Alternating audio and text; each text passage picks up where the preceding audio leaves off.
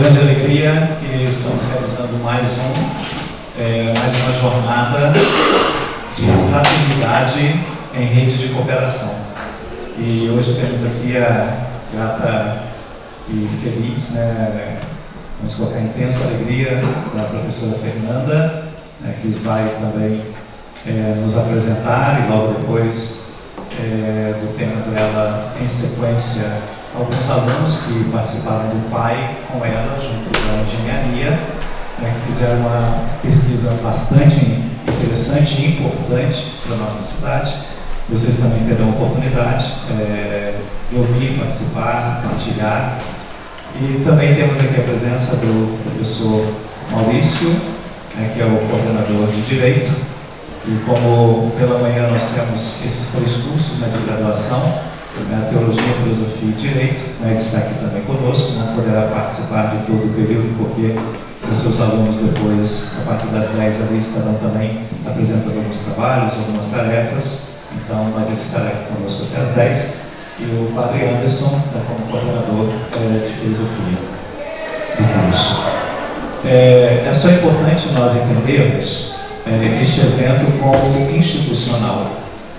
Ele foi inspirado num documento que até então era a Congregação para a Educação Católica, hoje do Castério, para a Cultura e Educação Católica, e que foi exatamente educar ao humanismo solidário. Esse documento, estamos na memória de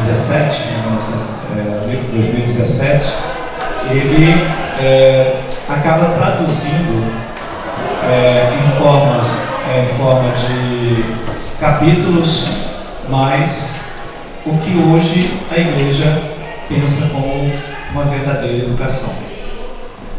E no final, o último capítulo, não menos importante, é exatamente essas redes de cooperação. Rede de cooperação é exatamente partilhar aquilo que a gente tem de bom com aqueles que de alguma maneira estão necessitando, estão precisando. Então, o que nós temos de bom pode ser conhecimento, pode ser alguma técnica, pode ser uma presença em que a gente realiza diretamente algumas atividades. Então, o que nós temos de bom que deve ser partilhado. E isso é como ideia, agora saudoso já, Papa Francisco, é que o mundo todo estivesse conectado, apresentando o que há de melhor para os outros, um para o outro, e recebendo. Então, por conta disso, uma rede, que deveria ser uma rede do bem, uma rede de práticas, de boas práticas. Essa rede de boas práticas, porque às vezes a gente tem condições de realizar determinadas ações com determinados conhecimentos, e a pessoa que está ao lado, a instituição que está ao lado, ou às vezes que está do outro lado da terra, tem condições também de realizar, só que ainda não tinha sido provocada no sentido de ser despertada para tal. E na rede isso aparece, então vem para ajudar. E para poder a gente trabalhar essa questão desses conteúdos, de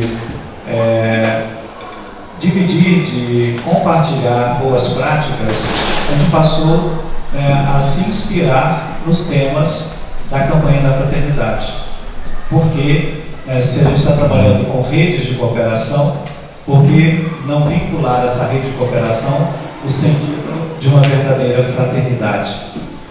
Que vai muito mais do que uma ação humanitária. Uma ação humanitária, ela é uma ação que se dá em determinado ponto para se responder a uma determinada necessidade temporária, na maioria das vezes. Ela não é duradoura. A fraternidade, ela tem um princípio cristão, que é para nos ajudar a nos olhar como irmãos. E o irmão, ele não se preocupa só em determinado momento da vida do outro, mas é uma preocupação ou uma atenção constante. Por isso, fraternidade em redes de cooperação. E a jornada é porque é um momento para a gente poder se reunir e trabalhar de uma maneira mais intensa e intensiva essa questão. Este ano, com a data comemorativa dos 10 anos da Laudato Si.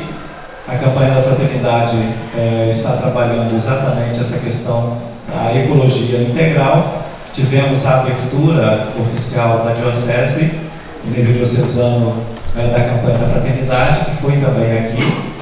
Foi nesta ocasião que a professora Fernanda apresentou, também como palestrante principal, e eu fiz ali também um convite para que hoje estivesse aqui.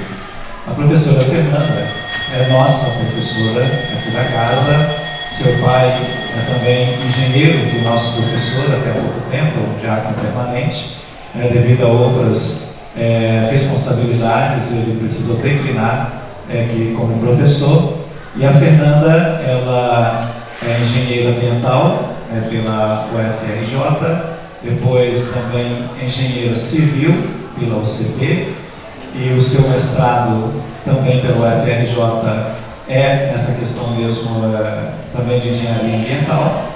E hoje ela faz o doutorado, e no doutorado ela está pesquisando sobre esses impactos de chuvas e ao mesmo tempo na sua relação ou correlação com o movimento de massas. Isso aí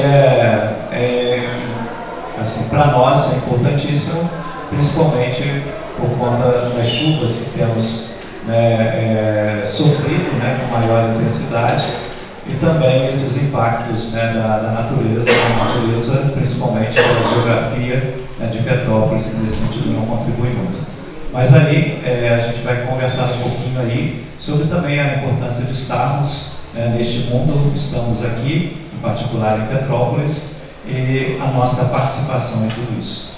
Então, professora, seja bem-vinda, e passo a ela também a palavra, e nós vamos, os coordenadores, vamos ficar mais fácil também de acompanhar, tá bom?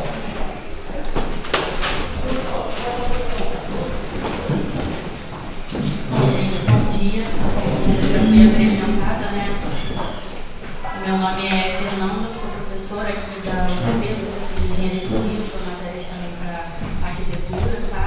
E a minha formação é de Engenharia Ambiental, tá? No final da minha graduação eu fiz um projeto final, o meu TCC foi sobre a coordenação de enchente em Petrópolis. Aí eu comecei um estudo que depois foi continuado por outros alunos da UCP, enquanto o meu pai era professor, Esse estudo continuou sendo desenvolvido por alunos, como vocês vão ver daqui a pouco.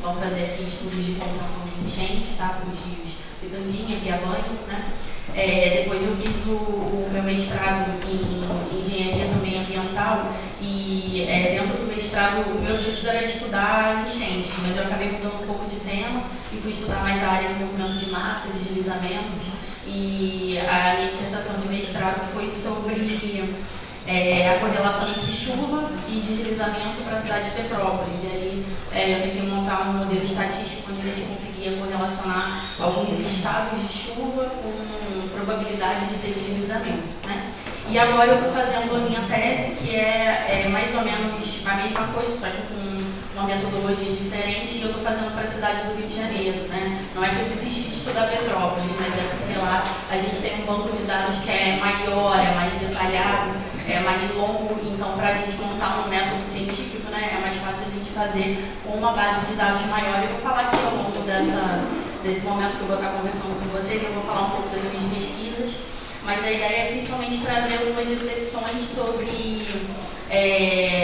o meio ambiente no contexto, como a gente estuda, no contexto acadêmico, algumas reflexões, como a gente contextualiza também isso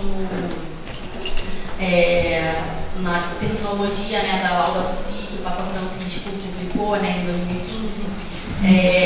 Então, para começar, quando a gente pensa em terminologia e meio ambiente, desde pequeno a gente é meio que treinado a pensar que a natureza são os peixes do mar, a floresta, e a gente pensa assim, a gente pensa, por exemplo, que a gente quer que uma criança que quer ter contato com a natureza, a gente pensa em levar essa criança para um parque ecológico, em levar essa criança para um jardim, para um sítio, para ver animais. Então, quando alguns anos atrás, quando a própria Igreja Católica fazia algum evento,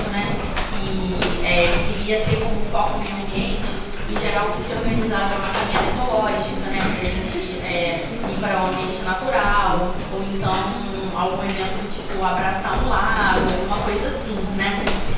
Isso, na verdade, é tudo muito bom, porque eu acredito que o respeito pelo meio ambiente, ele tem que começar pela contemplação, né? Ele tem que começar por a gente conhecer o meio ambiente, a gente ver como é belo.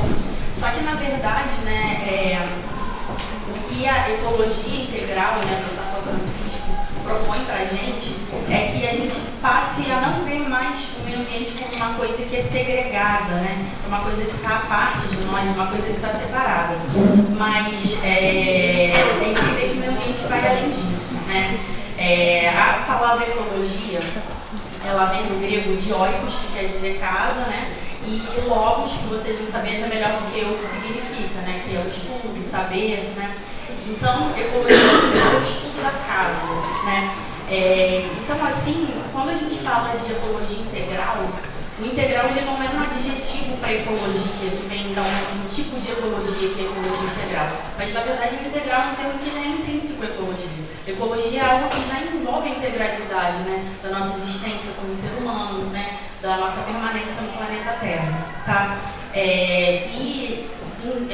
Falar que ecologia integral é admitir que ela integra a nossa vida, né? Então, a ecologia ela não é simplesmente as árvores que a gente tem aqui no entorno, o parque natural. A ecologia, ela é a água que a gente bebe e depois a gente devolve essa água para o meio ambiente, né? Ela é o lixo que a gente gera também, ela é o ar que a gente respira, a qualidade desse ar que a gente respira e como a gente tem impacto sobre a qualidade desse ar, tá?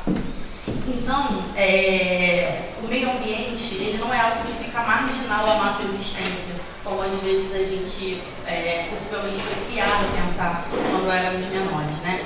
E o que o Papa Francisco tenta refletir é que a ecologia, né, o planeta Terra, é a nossa casa comum e tudo que nos envolve, tá? Então, a ecologia integral é o chamado a ver o meio ambiente de forma integral para a nossa vida, tá? E isso significa não simplesmente admitir que a gente está incluído no meio ambiente, mas que as nossas ações têm impacto no meio ambiente e que as coisas que acontecem com o meio ambiente, né, que o estado do meio ambiente tem também impacto sobre a nossa vida, tá? Então, para começar essa reflexão, né, eu acho importante a gente pontuar que o nosso modo de vida moderno tem um impacto forte sobre o meio ambiente, né? É importante a gente pontuar aqui que a existência do homem, mesmo o homem pré-histórico, né, ou mesmo o homem antes da Revolução Industrial, o homem que morava no campo, né, também tinha impacto sobre o meio ambiente, né? O homem sempre, por exemplo, produziu excremento, né? O homem sempre descartou coisas após o uso, nem que seja resto de plantas que comeu, caça de animais.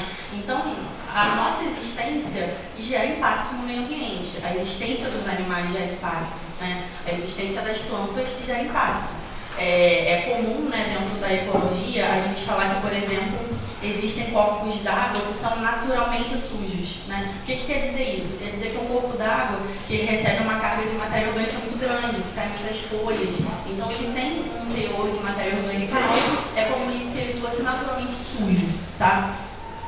Então, a gente gerar impacto no meio ambiente é uma coisa natural e é uma coisa que a gente sempre vai lidar. Não existe meio de vida que não gere impacto, tá? O problema é quando esse impacto passa a ser maior do que o que o planeta consegue absorver, tá?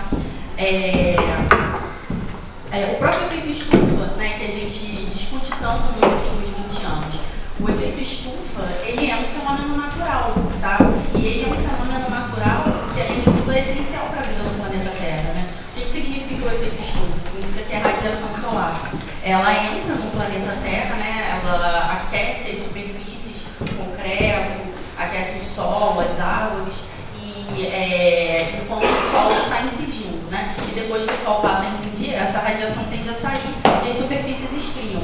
Só que existe uma camada, né, de gás na estratosfera que segura essa radiação dentro do planeta Terra. E isso faz com que no momento em que o sol não está incidindo, a atmosfera ainda tenha temperatura suficiente para que seja possível ter vida no planeta. Se não existisse o efeito estufa, o lado do planeta que não está pegando o sol seria tão frio que seria impossível ter vida, né? Vida animal, vida humana, vida vegetal, tá? O que passa a ser um problema é quando o efeito estufa é muito potencializado, né? Quando existem muitos gases e se segura uma quantidade de calor que é grande demais, tá? Então, o problema, né, é quando a exploração de recursos, a geração de poluição é maior do que o planeta consegue comportar, tá? Então, a gente tem alguns marcos recentes, né, que foram sim importantes para o nosso desenvolvimento como espécie humana, mas que passaram a gerar um impacto muito grande no planeta e com os quais a gente precisa aprender a gerenciar, tá? O primeiro deles, né, é a Revolução Industrial, que a gente passou a ter máquinas, fábricas, transportes, tá? E uma coisa que é muito importante da gente falar é que quando a gente pensa em poluição do ar, a gente acha que o maior vilão são as fábricas, né? Mas na verdade o que tem o maior impacto sobre a poluição do ar é o transporte, né? Então, quando a gente pensa em desenvolvimento do meio ambiente, né, talvez a gente pensar em melhorar o transporte público tenha muito mais impacto, né, sobre a poluição do ar do que talvez parar o desenvolvimento de fábricas, né? Um outro marco também, né, que teve muito impacto, né, na nossa pressão sobre o meio ambiente é a expansão urbana, né, a gente trocar a vida que majoritariamente era acontecer no campo, acontecer de uma forma baseada na agricultura para a vida nas cidades, né. Por que isso tem um impacto muito grande? Porque o que a gente fez, né, com o desenvolvimento das cidades foi basicamente revestir uma porção de terra, né? O que antes era terreno natural passa a ser concreto, passa a ser asfalto. E aí a gente tem vários impactos nesse sentido, né? O primeiro deles, né? A retirada da cobertura vegetal faz com que aumente a temperatura local, né? A gente tem um impacto de que a água que antes infiltrava no solo passa a escoar superficialmente. Então a gente tem uma pressão maior da água sobre os rios, e aí os rios que antes davam conta de escoar uma determinada água não passam a dar mais conta e existem problemas como enchentes, tá? Enfim, e muitas outras questões que a gente poderia pensar, tá? E finalmente, né, o terceiro e último impacto, né, que o nosso modo de vida tem hoje em dia sobre o meio ambiente foi a partir da Revolução Agrícola, né, em que a gente passou a trocar as plantações pequenas e localizadas por uma monocultura muito grande, né, e isso causa um esgotamento maior do solo, né, isso passa a necessitar, né, a monocultura e a falta também de variabilidade genética, né, que a gente encontra, né, através da manipulação das espécies vegetais, faz com que a gente precise passar a ter herbicidas, pesticidas, agrotóxicos, né, e isso tudo tem impacto sobre o meio ambiente, né? Então, esse modo de vida que a gente leva hoje, né, ele tem impacto na poluição do ar, ele tem impacto na poluição dos corpos d'água, seja com esgoto, seja com a geração de lixo também, que na maior parte das vezes ele chega até os corpos d'água, né? Ele tem aumento na vazão dos rios, o que causa enchentes, tá? Ele tem impacto na temperatura local das cidades. Ele tem impacto também nos gases que vão causar e potencializar o efeito estufa, tá? Mas um outro efeito que é muito importante a gente falar e que é pouco discutido é que esse modo de vida, ele promove um distanciamento muito grande do ser humano do meio natural, né? A gente é muito privilegiado de estar aqui em Petrópolis, que é uma cidade que é muito arborizada, tá? E só quem mora em outras cidades brasileiras fora de Petrópolis consegue dar esse valor, né? Porque se a gente dirige 40 minutos em direção ao Rio de Janeiro, a Caxias ou outras cidades da Baixada, a gente encontra ruas inteiras que não tem árvore nenhuma, né? E isso tem um impacto, né, de dar um distanciamento da nossa vida à natureza, né? Parece que a natureza é uma coisa que não faz parte da nossa vida. Isso leva a gente a pensar muito pouco no impacto que a gente pode ter sobre o meio ambiente, tá? Então, ver esse movimento da ecologia integral é importante para a gente passar a integrar mais o ambiente na nossa vida, né? A gente perceber que mesmo quando a gente não tem árvore nenhuma, a gente está no meio ambiente e o meio ambiente está perto da gente, tá?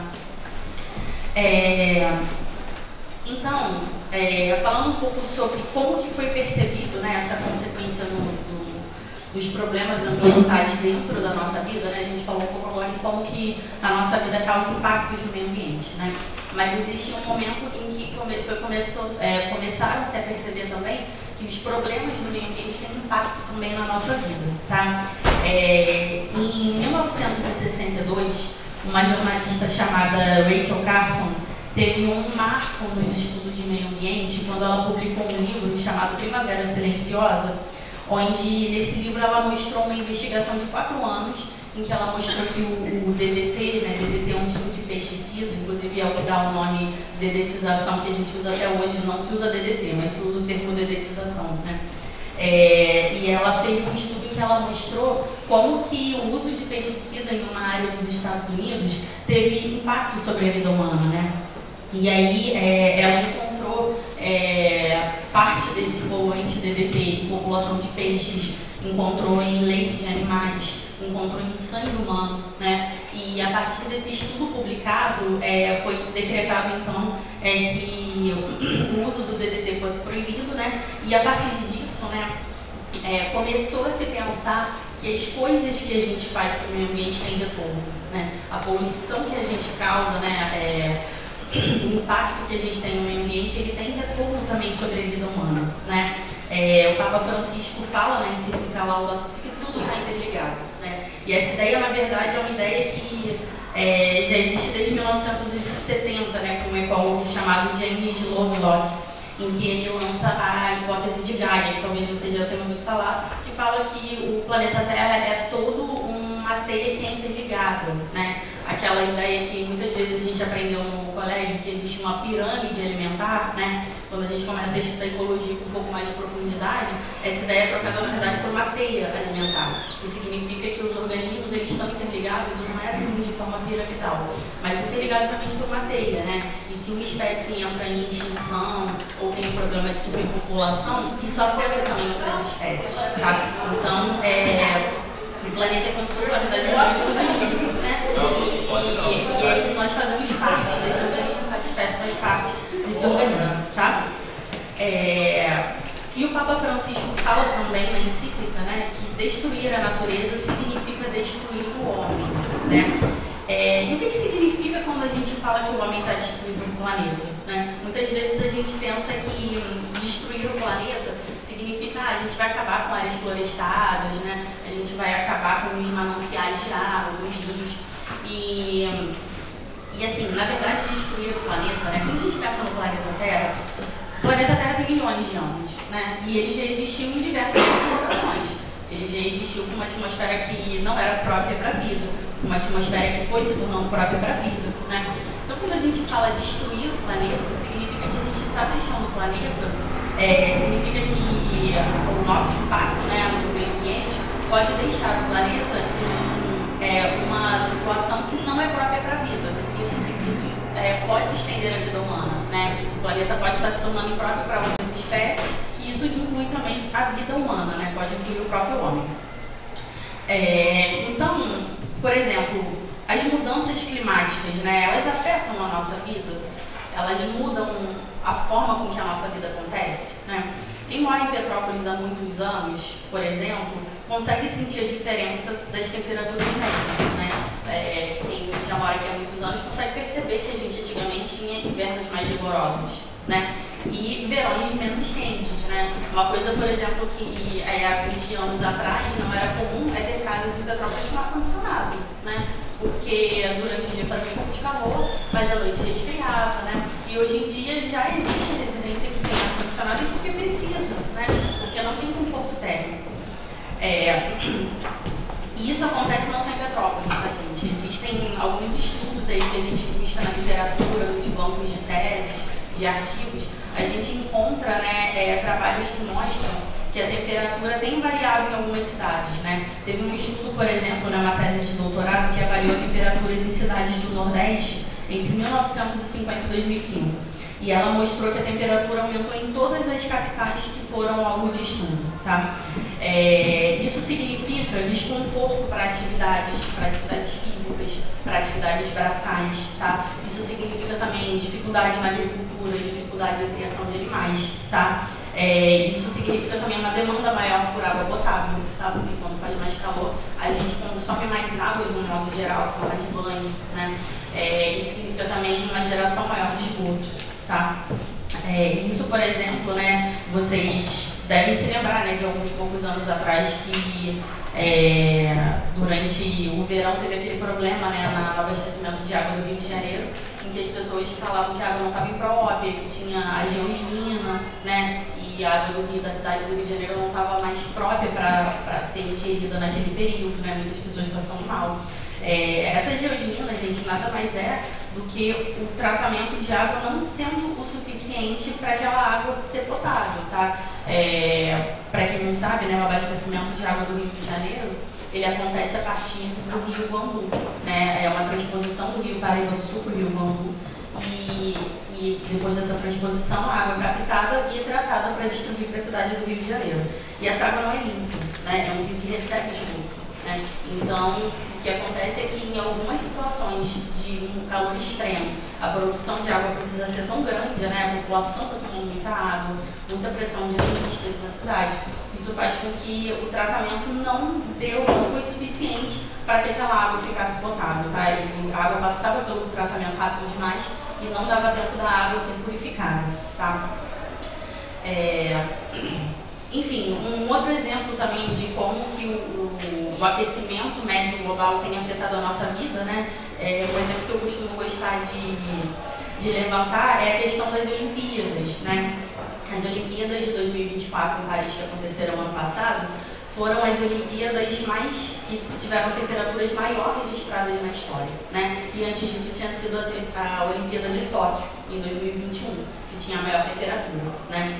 E foi feita uma matéria da CNN em 2024 que mostrou que para as próximas edições de Olimpíadas de Verão, muitas cidades que já sediaram o evento não estão mais próprias para sediar o evento, porque elas passam a ter temperaturas médias muito altas e geram uma temperatura de estresse para a realização de atividades físicas, né? Isso inclui, por exemplo, cidades no entorno do Golfo do México, como a Flórida, tá?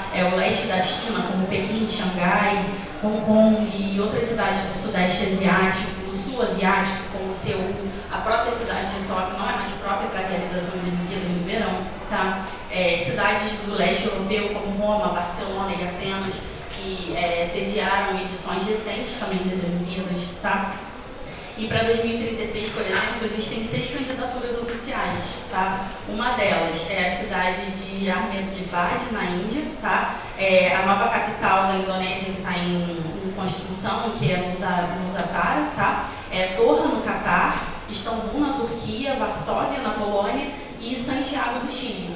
E dessas 6 cidades, a única que apresenta a média de temperaturas que é possível para a realização dos jogos no verão é Santiago, do Chile. As outras não têm temperatura para sediar, né? E aí, com isso, tem que se fazer algumas modificações, né? Por exemplo, o COI estuda trocar a data de realização, como foi no Brasil. O Brasil não foi no verão, a Olimpíada de Verão aconteceu no inverno brasileiro, né? Isso aconteceu também em Sydney, na Austrália, que foi em setembro, que é primavera na Austrália, né? A próxima Olimpíada, que vai ser na Austrália de 2032, em inverno, vai ser também durante a primavera, está prevista ser durante a primavera, né? E uma outra coisa muito importante, né? As mudanças climáticas, né, que são oriundas do aumento do aquecimento global, elas não causam só esse aumento local de temperatura, mas elas têm também consequência na geração de maior frequência de eventos climáticos extremos, tá? Eu não vou aqui entrar em muitos detalhes, porque senão vai ficar tudo muito técnico, eu acho que não é o objetivo, né? Mas o aumento de temperaturas locais mexe com a célula de troca atmosférica, né? De pressão atmosférica, e faz com que a gente tenha mais eventos extremos, como chuvas mais fortes, tá? Com que a gente tenha mais frentes frias também, mais frentes quentes, tá? Mais ondas de calor, com que a gente tenha mais ciclones, e que a gente tenha também um evento que vocês talvez tenham escutado recentemente, que se chama supercélula de chuva, que é quando uma nuvem muito grande se junta e cai um volume de chuva muito grande, tá? Isso foi, por exemplo, o que aconteceu no Rio Grande do Sul, ano passado. Isso foi o que aconteceu em Petrópolis, em 2022, em fevereiro e março, tá? Não é comum ter esses eventos, não é normal ter esses eventos, tá? Isso tem acontecido por causa do aumento médio da temperatura global, né? E assim, tem outras situações, né, em que a agressão ao meio ambiente tem impactos, né? O problema que a gente sofre muito no Brasil, né, praticamente todo ano, é a questão das queimadas que acontecem no Pantanal e na região amazônica, né? E essas queimadas, elas têm, obviamente, as consequências imediatas, né, que é a morte de animais, né, a liberação de gases tóxicos que pode comprometer a vida humana, a vida de animais, tá? Mas, além disso, a gente tem também uma consequência mais a longo prazo de diminuir essas áreas florestadas. Porque no momento em que uma área florestada pega fogo, ela passa a não existir e a gente vai ter consequências, tá? Essa consequência vai ser o fim do habitat para muitos animais, tá? A gente tem um termo dentro da ecologia que se chama espécies especialistas, tá? O que quer dizer isso? São espécies que precisam de alguma condição que é muito específica para a sobrevivência. Por exemplo, ela precisa se alimentar de um determinado ser vivo ou uma planta específica, tá? Ou ela precisa viver em uma localidade, ou ela precisa de uma condição de habitat muito específica, tá? É uma espécie que não tem resiliência para mudar, por exemplo, o local que ela mora, né? Mudar o tipo de alimentação, tá? E o que acontece quando a gente destrói áreas florestadas, né? A gente está correndo o risco que, se existe uma espécie especialista ali de planta ou de animal, em que ela entre em extinção, que a gente perca essa espécie, tá? O fato de ter essa retirada grande de cobertura vegetal faz com que a gente tenha aumento da temperatura local. As cidades no entorno vão passar a ser mais quentes, tá? Porque é a presença vegetal que causa a evapotranspiração que consegue regular a umidade no ambiente das cidades, tá? E, obviamente, no ambiente onde elas estão, tá? Sabe quando a gente escuta falar que a temperatura hoje vai ser de 30 graus, mas a sensação térmica vai ser de 34 graus, por exemplo, né? Dentro da meteorologia, a sensação térmica, tá? Ela é uma equação matemática em que a gente considera a temperatura e considera a umidade, né? Então, a umidade, ela tem esse fator de regulação térmica também. Quando a gente tira a espécie vegetal, a gente diminui a umidade de um lugar e a gente faz com que as temperaturas fiquem muito mais elevadas e o conforto térmico fique pior também, tá? E isso também impacta na qualidade do ar, né? Se a gente não tem espécies vegetais para manter a temperatura mais regulada, tá? E para filtrar também o ar, a gente passa a ter uma qualidade do ar pior do que a gente teria se tivesse essas espécies vegetais, tá? E além disso, a gente também tem uma consequência muito específica, que é a disponibilidade de água potável, tá? Quando a gente diminui a área florestada, a gente diminui também o abastecimento dos aquíferos. Então, a gente passa a ter uma disponibilidade menor de água potável. E assim, né, quando a gente lida com situações de desmatamento, de queimada, né, quando a gente pensa em solução, a solução que vem à nossa cabeça é voltada, né, e realmente essa é a solução que existe. Só que é importante a gente pontuar que quando a gente planta uma floresta do nada, existe um ciclo, né, existe uma floresta primária, uma floresta secundária, e ela demora décadas para se restabelecer.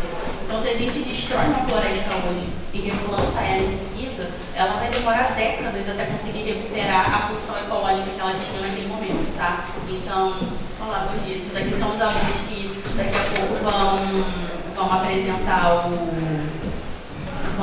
o resultado dos estudos que a gente fez em projeto de extensão, tá? Um outro ponto que é importante também sobre o impacto das questões ambientais na nossa vida, tá? Isso daqui é um impacto muito importante quando a gente pensa em meio ambiente, à luz daquilo que falou o Papa Francisco na aula do CIRO, tá?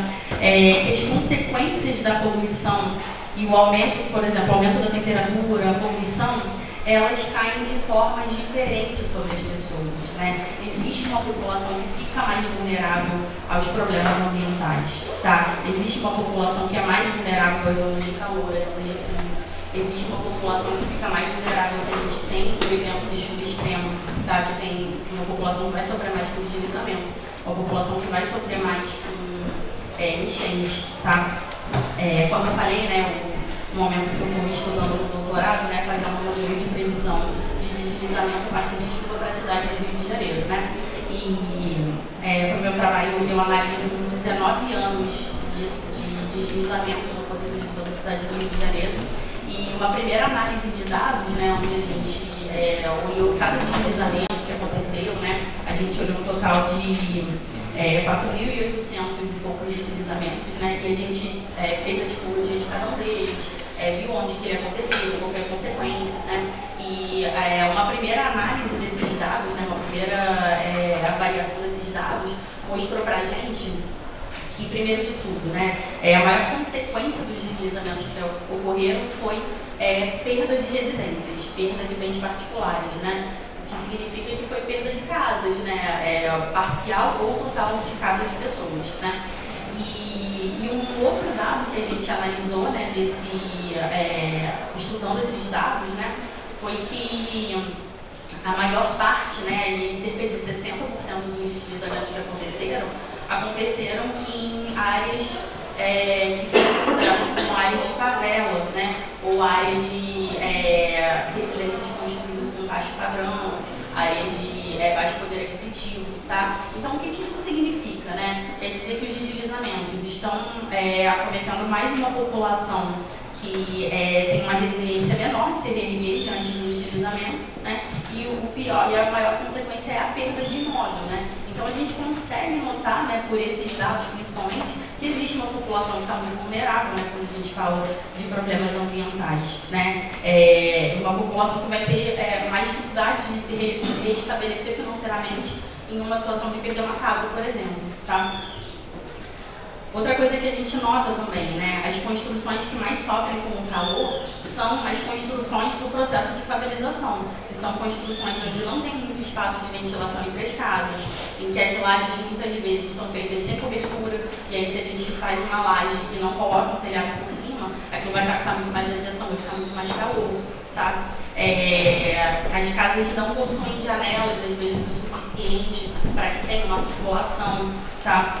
Isso acaba gerando, né, não só um desconforto maior, como também uma tendência maior à proliferação de doenças respiratórias, tá? E até mesmo surto de doenças, né? A gente teve aí, há cerca de 10 anos atrás, um surto de tuberculose lá na favela da Rocinha, em que não se via há décadas no Brasil, né? E também existem outras situações mais extremas, né? Como, por exemplo, populações que crescem em meio a lixões, como é o caso da população de Jardim Gramacho, de Caxias, tá? E existe um bairro em Caxias também, que ele mostra muito bem assim, como que pode ser a vulnerabilidade da população diante de problemas ambientais, né? Não sei se vocês já ouviram falar de um bairro chamado Cidade dos Meninos, em Caxias, né? Ele tem esse nome porque na década de 50, se não me engano, ele funcionava uma espécie de orfanato, né? E aí ele foi desmobilizado e depois ali na década de 60 funcionou uma fábrica de pesticida, tá? E o que acontece? Essa fábrica, ela foi desmobilizada, né? Ela foi encerrada suas atividades antes que existisse legislação ambiental, né? Antes que existisse, por exemplo, o termo de passivo ambiental, antes de que alguém pudesse ser responsabilizado por aquilo. Então a empresa simplesmente desmobilizou e deixou aquela fábrica daquele jeito, né? E ela largou para trás muitos tambores de pesticida, né? E a população local invadiu a fábrica, pegou esses tambores, né? E usou, né, esse pesticida como para combate a formigas, combate até mesmo a piolhos, isso era usado em livros, né? E isso era comercializado em feiras livres até a década de 90. Eles chamavam de pó de broca, né, esse pesticida na sua comercialização. Teve já um estudo, né, teve uma tese que mostrou que quando você faz uma linha, né, quando você tenta mostrar a incidência, né, de ocorrência de câncer por regiões do Rio de Janeiro, esse bairro ele tem uma incidência de causa de câncer que é muito maior do que a região em torno de praticamente o estado do Rio de Janeiro inteiro, né? Então foi uma população que foi muito exposta, né, a uma coisa que faz muito mal, né? E até hoje, assim, porque o problema hoje em dia da poluição, as pessoas são proibidas de comercializar, isso não é mais encontrado em feiras, mas só que existe ainda uma poluição nessa região, que é uma poluição do solo, uma poluição da água, que é muito difícil de ser contida, né? E assim, teve já um estudo sobre essa área que levantou que elas têm dificuldade, por exemplo, de conseguir emprego e elas têm que mentir o endereço, porque o empregador vai saber que a pessoa que mora ali pode apresentar um problema no futuro e vai ser prejuízo para a empresa, tá? Então, os impactos no meio ambiente, né, incidem de formas diferentes sobre as pessoas, tá?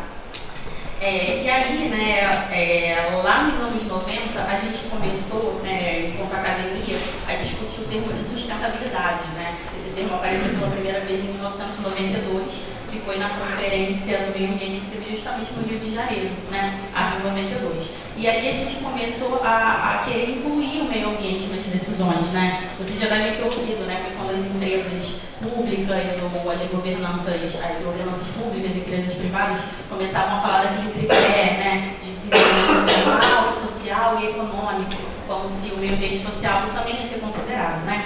E foi um movimento bom, tá? Não quero desmerecer, tá?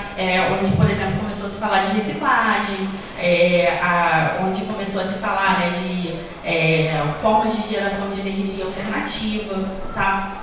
E esse termo, né, dentro da academia, ele foi crescendo também, né? Então passou-se a se falar depois, lá pelos anos de 2010, em economia verde, economia circular, que aí já é um desenvolvimento que coloca o meio ambiente no centro, e não simplesmente como um aspecto, né?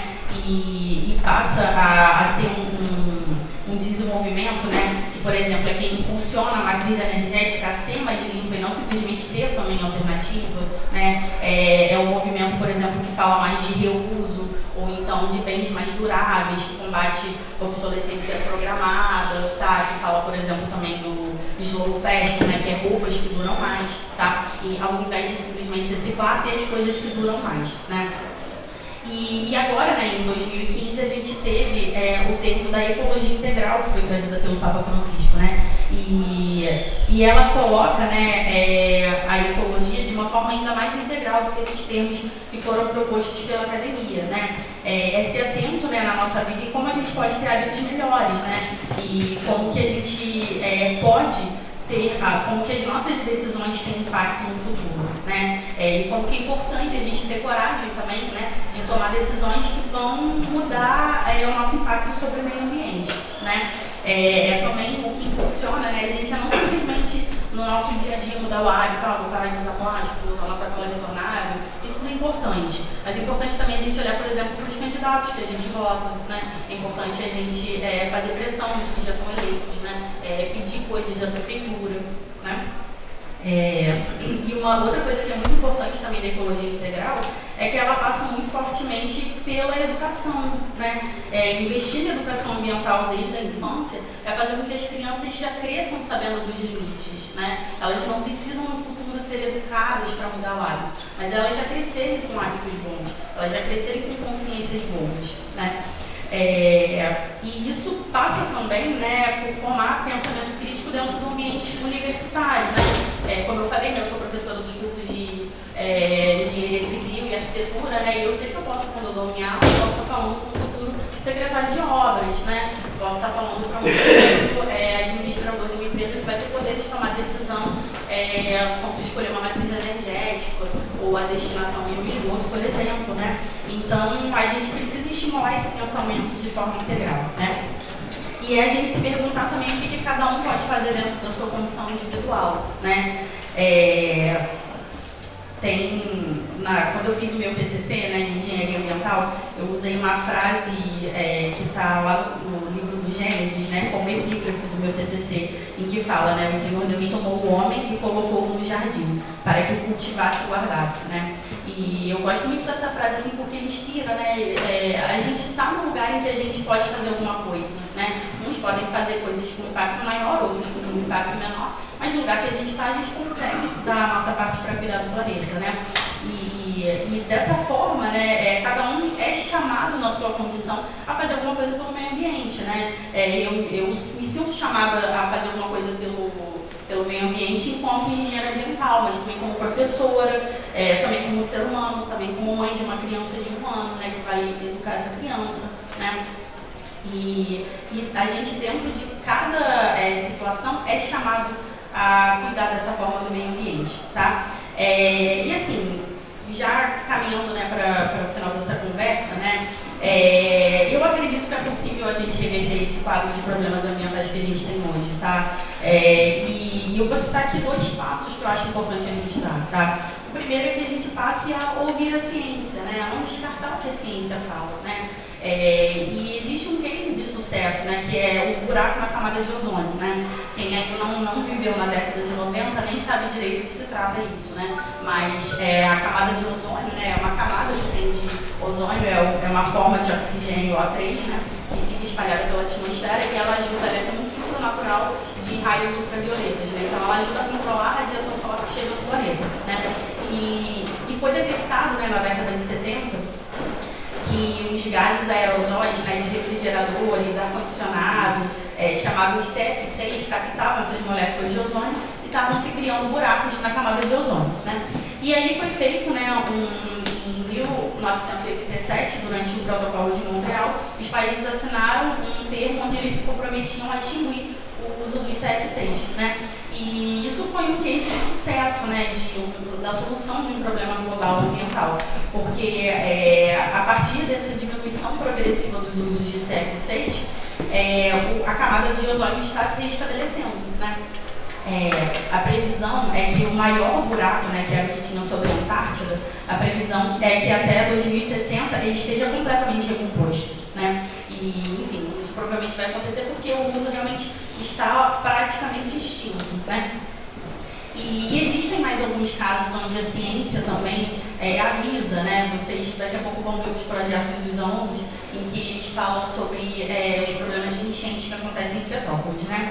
E o que eu descobri que muitos aqui não sabem, né, é que o desenho do Rio Pitangui no centro de Petrópolis não é um desenho natural, né? Ele foi canalizado, o Rio Pitangui foi canalizado, né, pelo projeto de Frederic Keller, né, para passar em frente o Palácio Imperial para ficar uma coisa mais bonita, urbanizada, né? E toda essa mudança que foi feita, né, ali no Obelisco a gente tem um encontro do Rio Pitangui com o Rio Palatinato, em que eles se encontram de frente um para o outro, né? E depois eles fazem uma curva de 90 graus e fazem diversas outras curvas até chegar no curso natural dele novamente, que é perto do Palácio de Cristal, onde ele se encontra também com o Rio Piabanha, né?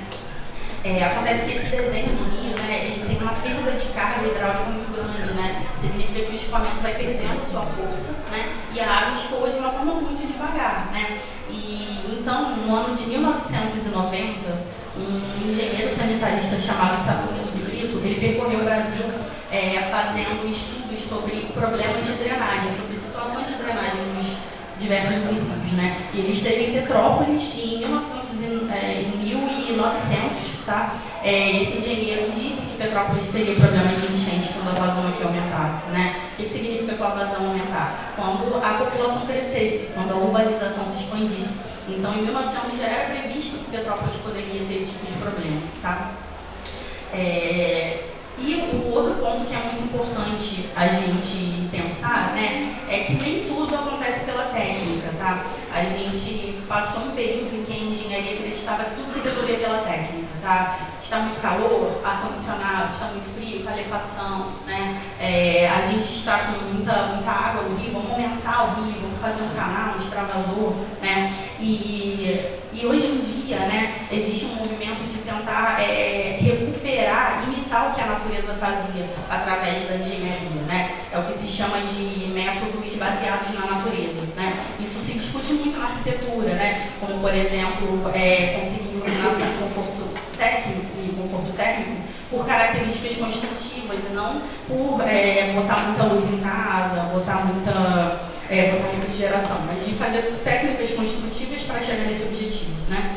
E dentro da engenharia, essas soluções baseadas na natureza, elas podem querer dizer, né, por exemplo, isso vai ser melhor explorado pelos alunos, né? Mas só para dar uma prévia, né, o que faz com que a gente tenha enchentes, né? Quando a gente passa a ter um desenvolvimento urbano em torno de um rio, a gente tem menos água de filtro porque a gente trocou solo natural por asfalto e concreto. Então a água passa a escoar superficialmente. O rio, né, que naturalmente tem seus meandros, passa a ser retificado, né? O canal que era de terra batida, com pedras, com mato, passa a ser de concreto ou algum outro tipo de coisa que alise mais a parede do rio. Então a água escoa muito mais rápido e faz com que a gente tenha picos muito maiores de água, né? Então o que seria uma solução baseada na natureza? Seria retardar essa água e não abrir mais espaço para ela, né? Como é o que a gente geralmente pensa, né? Seria talvez mais óbvio, né? Porque o que acontece? Só para dar uma contextualização, né? A gente tem Petrópolis no Rio Tandinha, né? Que vem do Rio Tandinha, passa pela Coronel Veiga, é o que passa pelo centro da cidade, passa pelo Obelisco, e ali no Palácio de Cristal ele se junta com o Rio Viamanha, ele deságua no Rio Viamanha, e ele passa a seguir como o Rio Viamanha pelo Barão do Rio Branco, vai para Correios, né? Eu não sei se tem alguém por aqui que mora perto de Correios, né? Mas a gente tem hoje em dia, e acontece em Itaipava também, que acontece enchente lá sem ter chuva, né? O nível do rio sobe tanto que a gente tem problemas de enchente lá sem nem precisar ter chovido, só com a chuva que acontece no centro de Petrópolis, né? Então o que acontece? Se a gente abre mais esse canal e dá mais espaço para a água passar, vai chegar mais água nesses lugares que já sofrem com enchente, né? Então a solução, ela não é você tirar mais rápido a água do centro histórico de Petrópolis, porque essa água vai chegar em outro lugar. E sim você tentar reter de alguma forma, tá? Nesse sentido, os alunos vão mostrar aqui algumas propostas, né, que podem ser feitas, tá? De como que a gente pode reverter de forma melhor essas enchentes, tá? E a última coisa, né, que é importante também nesse sentido de reverter esse quadro de problemas ambientais é deixar a natureza se regenerar, tá? A natureza tem uma capacidade enorme de se regenerar, né? Se a gente diminui o ritmo de poluição, de exploração, ela faz a parte dela, tá? Na pandemia, por exemplo, vocês devem se lembrar, né, que depois de décadas, né, talvez até séculos, os canais de beleza ficaram limpos, porque diminuiu a pressão de pessoas que tinha lá na cidade, e aí os canais ficaram limpos, né, depois de muito tempo, né? E ela não recebeu nenhum tipo de tratamento, né? Os rios, né, os corpos de água, eles conseguem se limpar sozinhos se a gente para de pressioná-los, né? Para de jogar coisas dentro dele, né? Um outro exemplo também é a Floresta da Tijuca, tá? Eu não sei se vocês sabem, mas a Floresta da Tijuca e das Palmeiras não é uma floresta natural. Ela foi uma floresta que foi plantada em cima de uma região que era antes plantação de café, tá? E ela foi plantada, né, como plano de Dom Pedro II para aumentar a disponibilidade de água naquela região, né, de água potável. E apenas 8% que é a Floresta da Tijuca hoje foi plantada, tá? Os outros 92% foi ela se regenerando sozinha, tá? Ela crescendo sozinha. Claro que ela tem alguns outros problemas, né? Como, por exemplo, a espécie que mais tem na Floresta da Tijuca é jaca. E jaca não é uma espécie que é nativa brasileira, né? É uma espécie invasora. Então isso causa alguns outros problemas. Mas mesmo assim, né? É uma região que causa conforto térmico, né? Que tem vários benefícios por existir na cidade do Rio de Janeiro, tá? Então, gente, é basicamente isso, né? Que eu queria falar aqui, né? E só para contextualizar, né, isso dentro do tema da campanha da fraternidade que a gente teve esse ano, né, ou da Laudato Si, né, diferentemente, né, porque muita gente acredita, né, a Igreja Católica ela não é inimiga do desenvolvimento científico, né, não é inimiga da ciência, né, as universidades nasceram na Igreja Católica, né, então a ciência cresceu pela Igreja Católica, né. A Pontifícia Academia das Ciências hoje é a assembleia que mais tem membros que receberam o prêmio Nobel no mundo, tá? E finalmente, né, a ciência, né, quem acredita, né, em Deus, quem acredita no conhecimento, acredita que o conhecimento é um dom de Deus, né? É uma coisa que vem de Deus para nós, né? E o Papa Francisco, né, ele fala que a crise ecológica vai ser superada pela conversão, né? O que significa a crise ecológica ser superada pela conversão, né? Significa que à medida que o homem vai encontrando um sentido para a sua vida, o tédio não vai mais precisar se transformar em consumismo, né? Significa que o conforto não vai mais precisar ser um valor absoluto que a gente busca a qualquer custo, tá? Significa que o homem consegue olhar para o outro e não se deixar mais no egoísmo, mas se preocupar com o que está acontecendo à sua volta, tá? E significa também que a ganância não vai mais levar o homem a extrapolar os limites dos recursos naturais, tá? Então, a grande diferença, né, que o Ministério entre discutir ecologia dentro do contexto religioso é que a preocupação com o meio ambiente não é mais um fim por si só. A gente não quer só salvar o planeta por salvar o planeta, mas a gente faz isso pensando, né, na responsabilidade que a gente tem com a criação e com os filhos de Deus, né, que a gente tem com as pessoas que habitam o planeta Terra. Tá? E só para terminar, né, eu queria falar que assim, ali a outra diferença que eu vejo, né, no estudo de ecologia dentro do ambiente religioso é que, diferentemente da visão apocalíptica, né, da visão muitas vezes muito catastrófica que a gente encontra nas academias, é que no contexto religioso é uma visão que tem esperança, né, é uma visão cheia de esperança. E eu acredito, né, a gente está vivendo esse ano o Jubileu da Esperança, né, eu acredito que é uma hora muito propícia para a gente olhar para o meio ambiente e pensar, né, o que a gente pode fazer, né, como que a gente pode reverter esse impacto, tá? Então, era isso que eu queria falar para vocês, tá? Agora a gente vai abrir para perguntas, comentários. Sim, acho que na sequência poderíamos talvez apresentar os trabalhos concretos.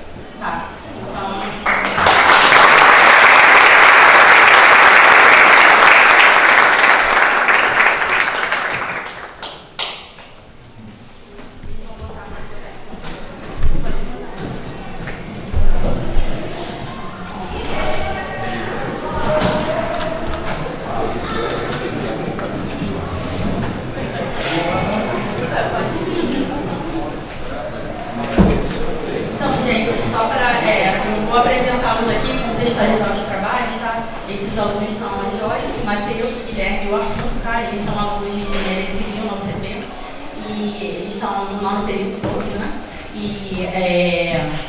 E durante o ano passado, e talvez até um pouco antes, né, eles desenvolveram no 2023, 2024, 2022, né?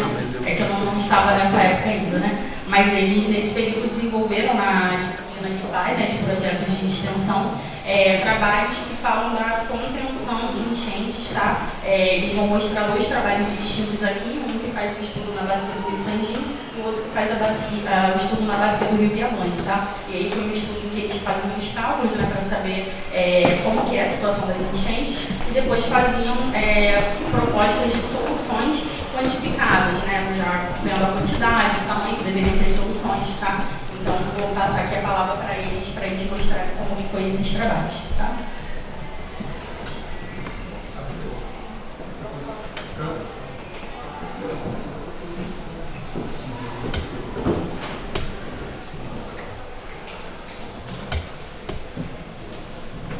Ele só vai colocar o trabalho ali pra gente na apresentação.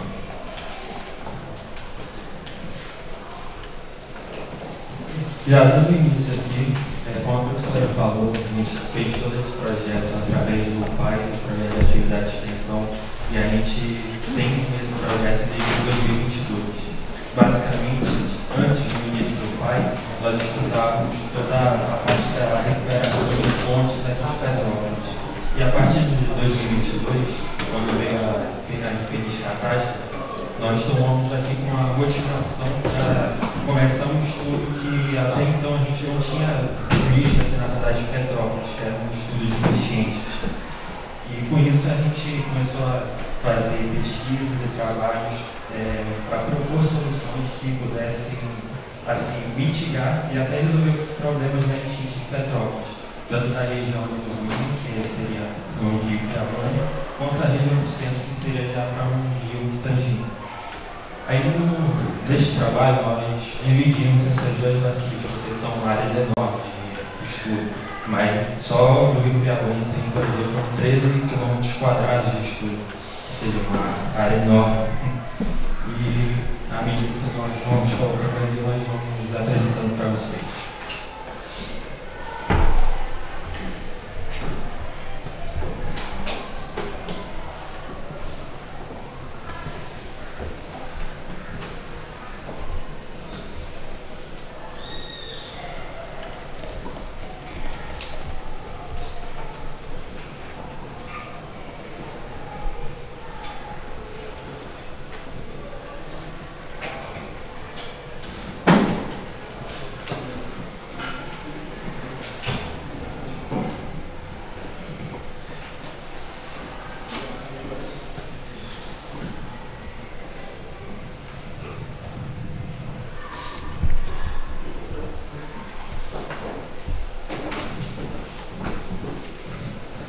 Bom dia, gente. Vou começar aqui o trabalho, que tem algumas fotos que a gente gostaria de mostrar e aí precisa abrir aqui. Bom, como o Matheus falou, a gente fez um levantamento dos dados da bacia do rio Piabanha. Aí não está dando para ver direito, só que a bacia, a sua imagem está dando para ver direito. Mais ou menos aquele tamanho todo, só que a gente dividiu em pequenas bacias para conseguir nos ajudar no cálculo. Né? O rio Piabanha ele nasce mais ou menos ali na Pedra do Retiro e o nosso estudo foi até o Palácio de Cristal. Né? Então são todas esse tamanho todo que a gente fez de estudo. Como o Matheus falou, a área é mais ou menos de 13 mil quilômetros quadrados, 13 quilômetros quadrados, 13 mil é muita coisa, 13 quilômetros quadrados. O tamanho do rio, né, da nascente dele até o Palácio de Cristal dá cerca de 11 a 12 quilômetros de extensão. E a gente, para conseguir fazer esse trabalho, a gente divide essa bacia em três grandes partes. Em área urbana, área de mata e área de pasto. Por quê? Porque como a professora falou, como a Fernanda falou na outra apresentação, essas áreas têm diferentes tipos de escoamento no solo. Porque a área urbana ela é quase toda feita de concreto ou materiais semelhantes.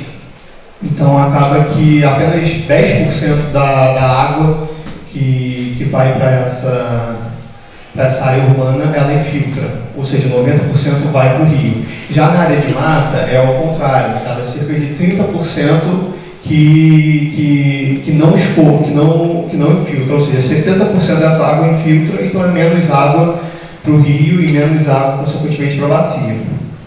Né? Então, aí não sei se dá para ver direito, metade mais ou menos da bacia é área de mata, metade área urbana e um pouquinho de área de pasto, que é mais ou menos o meio do caminho ali. Para a gente conseguir ter uma noção do tamanho do rio e da quantidade de volume de água que tem no rio, a gente mediu 3 pontes. Uma ponte foi ali antes do Senai, né, que é indo no sentido ao centro antes do Senai, uma ali do lado do Senai, ali da Estácio, e uma outra após o Santa Teresa. Então, com essas medidas, ali, então os dados, né, com essas medidas a gente consegue descobrir o volume do rio e com isso a gente consegue, além do volume do rio, a gente consegue descobrir o quanto que a bacia gera e o quanto que o rio comporta. Né? A gente consegue descobrir o quanto que a bacia gera pelo cálculo que a gente faz sobre intensidade de chuva. Né? A gente fez uma chuva a cada 10 anos, uma chuva a cada 50 anos, ou seja, é uma chuva tão forte que ela acontece a cada 50 anos. Só para vocês terem um nível de comparação, a chuva de 2022, tiveram 2 chuvas, a chuva de 15 de março e de 15 de fevereiro e 20 de março. A de 20 de março é uma chuva que acontece a cada 1000 anos, tá, o tamanho dela. Mas não compensa a gente construir uma solução para uma chuva a cada 1000 anos. Se a gente construir alguma coisa para uma chuva a cada 1000 anos, fica melhor derrubar a cidade inteira e a gente pode ir em outro lugar, porque aí não tem jeito. Alguns tipos de construção requerem esse tipo de cálculo. Por exemplo, uma usina nuclear, que é uma construção que não pode dar problema, aí a gente calcula com uma intensidade de 1 a cada 1000 anos. Mas com um cálculo de bacia, 1 a cada 50 anos já tem bastante coisa. Eu vou dar continuidade aqui na parte dos cálculos. Como o Borges citou, a gente calculou a intensidade de chuva para 50 e 25 anos também para fazer uma comparativo. A gente utilizou também o coeficiente de rugosidade do rio. A gente considerou o rio como um leito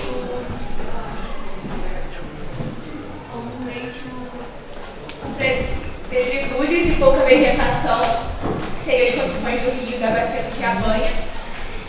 E calculamos a velocidade do rio e a capacidade das seções, da ponte ajuizante e da ponte central, que seriam as pontes mais críticas. Na ponte central, a gente obteve que a vazão seria de 82,42 metros cúbicos por segundo. E na ponte jusante seria de 103,58 metros cúbicos por segundo.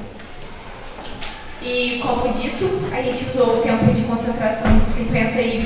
Não, tempo de concentração a gente usou 120 minutos, que foi calculado de acordo com a extensão do rio. Aqui a parte do intensidade de chuva. Para 25 anos, a gente obteve que a intensidade de chuva seria de 58,54 milímetros. E para 50 anos, de 67,80 milímetros de chuva.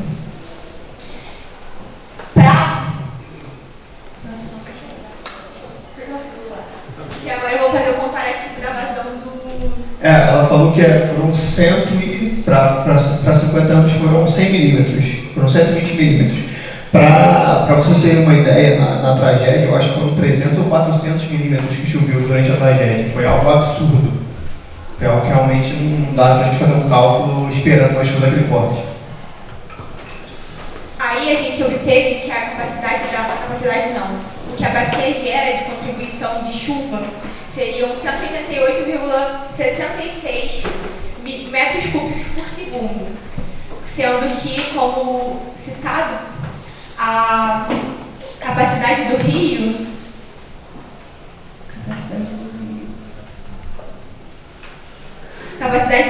seria 80 metros cúbicos por segundo. Então é quase o dobro de volume de água gerado. Nisso a gente conseguiu calcular a mancha de inundação. Explicando mais ou menos o que seria a mancha de inundação, seria toda a área afetada pelo transbordamento daquele rio. A gente considera a área correspondente à altura da mancha. Se a mancha gerada foi de 72 centímetros, foi 72 centímetros na ponte ajusante e 2 metros na ponte central. Então a gente considera uma altura de 2 metros de transbordamento na parte central ali, que é de frente para Santa Teresa, e um pouquinho mais à frente, como o rio dá uma descidinha, já baixa para 70 centímetros. Toda aquela área de infiltração, eu vou tentar achar a imagem, corresponde a essa área mais ou menos. Isso é uma planta formato DWG, mas dá para ter uma noção mais ou menos que a área afetada é bem grande. E 2 metros, que é 2 metros de altura, que seria o volume que extravasou, é mais ou menos quase um andar. É um andar inteiro só de água, que seria a mais que o rio não consegue aguentar.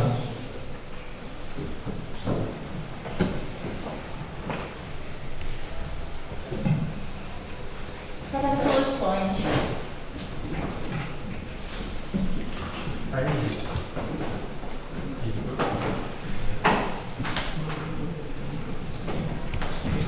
Aí, a partir de todo esse estudo, a partir do momento que a gente viu o quanto de volume que o nosso rio aguenta e o quanto de volume que realmente chove, nós partimos para 2 tipos de soluções.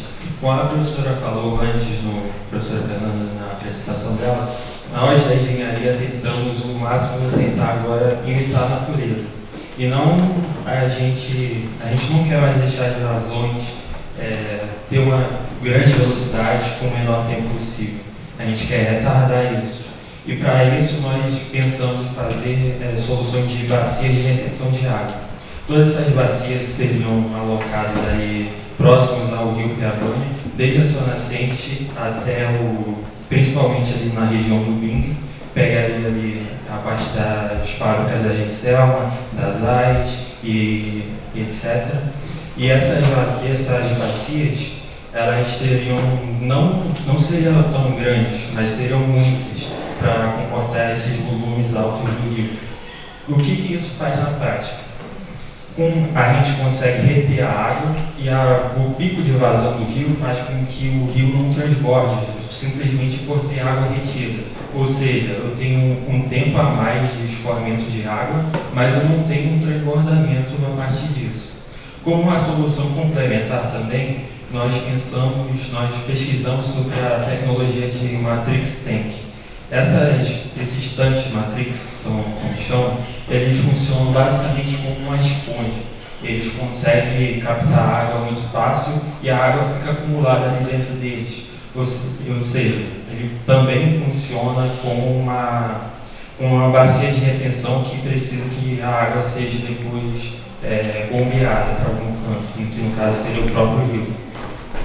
Aí, juntando essas duas soluções, tanto das bacias quanto da matrix, esses tanques matrix, no caso, ficariam postos ao lado das paredes do rio. Com efeito, eu teria também como se nós pudéssemos aumentar a capacidade do rio, ou seja, aumentar o tamanho do rio, da largura dele, mas sem precisar de fato fazer alguma obra aqui que aumentasse o rio, ou seja, esses tanques ficariam exatamente embaixo da rua, ou seja, não teria problemas ali de transporte, teria outros tipos de problemas que poderiam ocasionar pela simples largura do rio. Isso seria basicamente para as soluções do rio Viabanha. Como o rio Quitandinha é uma outra bacia, a parte até quando ele se junta ali com o rio Viabanha no Palácio de Cristal, nós dividimos o trabalho. Aí o Guilherme agora vai falar um pouco das soluções da bacia do rio Quitandinha. Só vou esperar ele trocar o slide.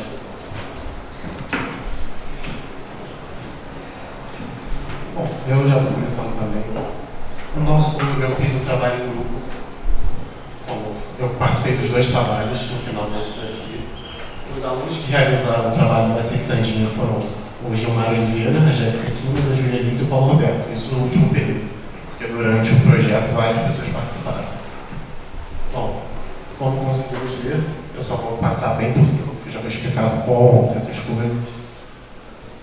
A área da bacia são 7 milhões de metros quadrados. O estudo foi feito principalmente na Coronel Veiga, que todo mundo sabe, sofre muito com as enchentes. Um dia, eu e o Gilmar, a gente foi fazer um levantamento do topométrico e pegar as dimensões de carga, a altura da laje, a altura da viga, o guarda-corpo, tudo para uma precisão maior na hora dos cálculos. Aí fizemos os esquemas de cada ponte, os desenhos dela para conseguir as dimensões. Aí pode passar também. Aí, no ponto crítico, nós temos um transbordamento para 25 anos de 70 centímetros e para 50 anos de 110 centímetros. E com isso daí a gente conseguiu descobrir a área que vai alagar. Agora são as soluções. Nós decidimos fazer durante o percurso do rio, que nem o grupo do Viabanha, fazer vários reservatórios. Alguns exemplos lá do Hotel Quitandinha, que tem 16 mil metros quadrados, e no Parque Cremeirinho tem 2.400.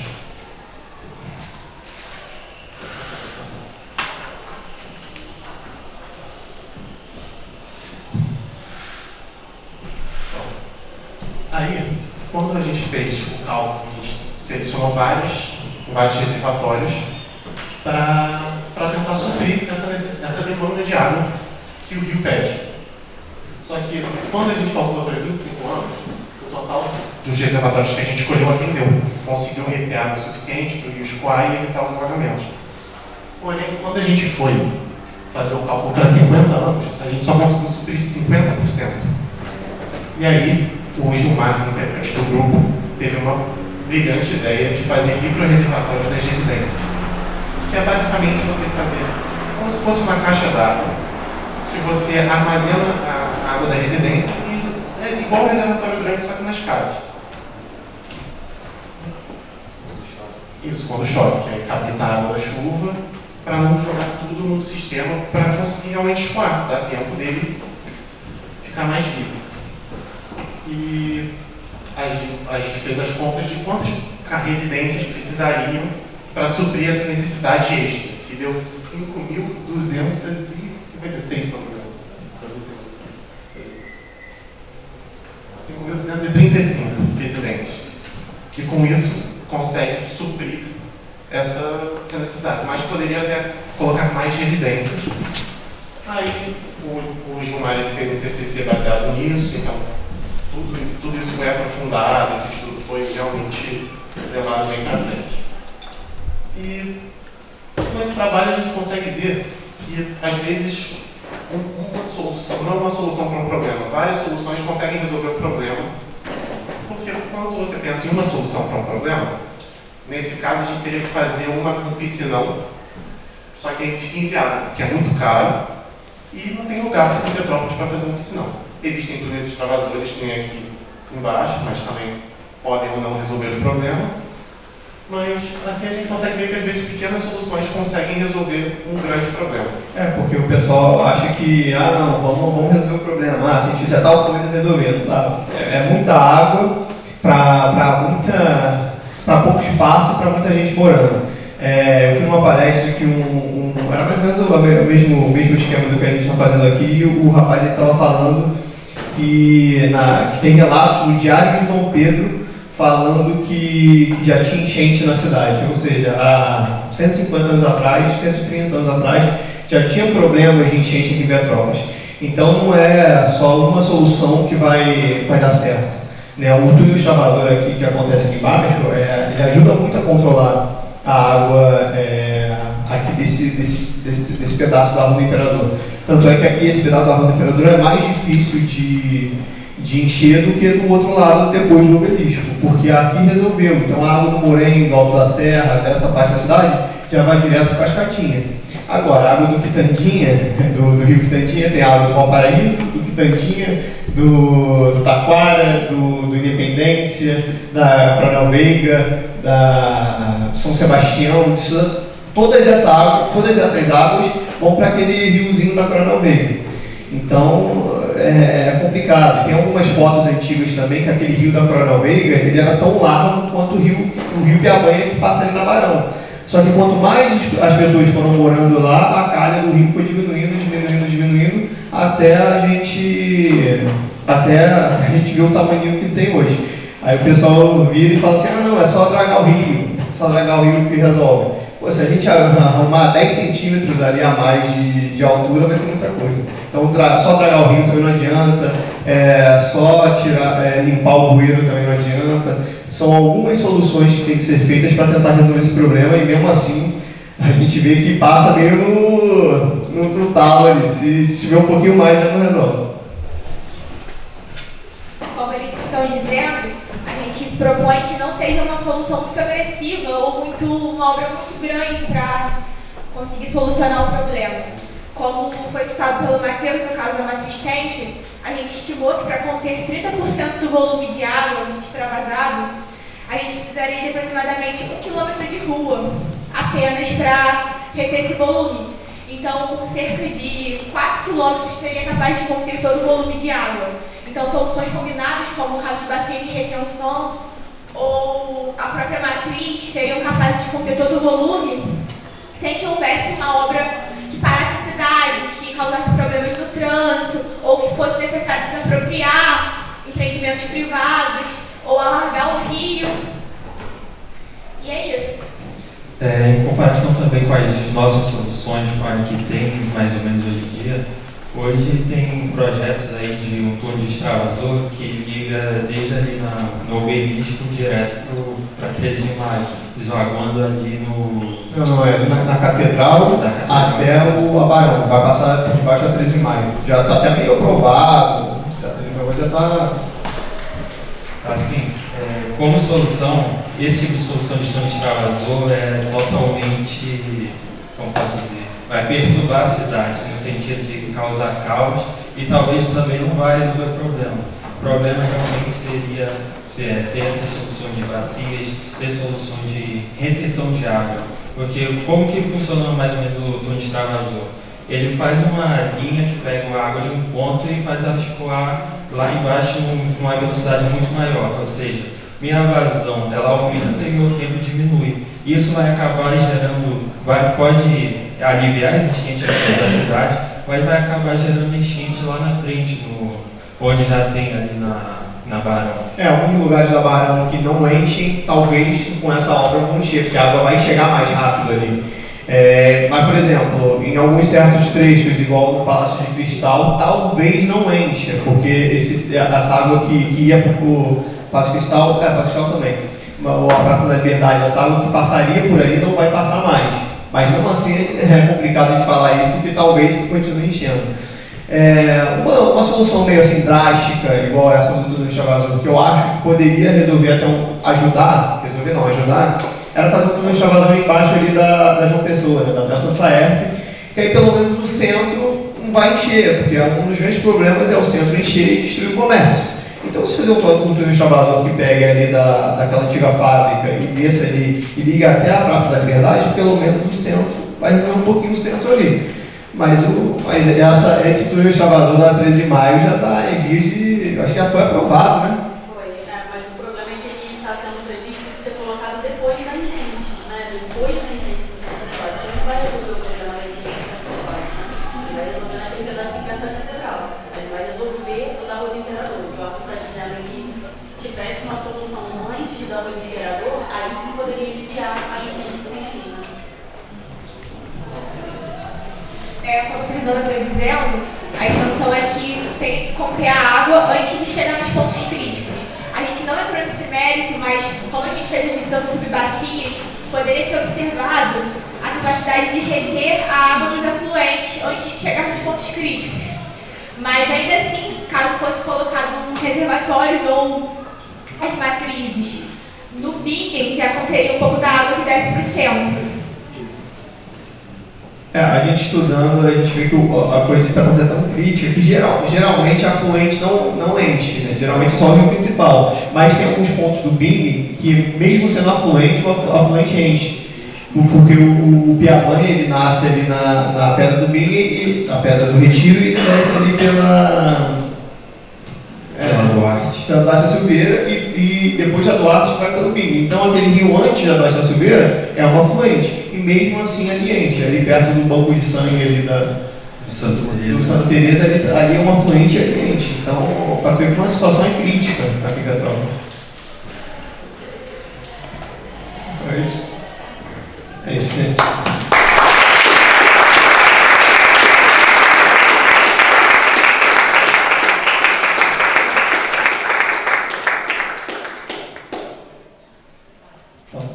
Nesse momento, se a gente tiver interesse, possibilidade aí de fazer algumas perguntas, de repente a gente consegue talvez traduzir, né, algumas questões mais técnicas para, pelo menos pelo que nós já pensamos, às vezes todos nós sempre pensamos em algumas possíveis soluções e aí a gente já viu que algumas talvez não sejam as mais indicadas. A parte técnica é bastante interessante, por quê?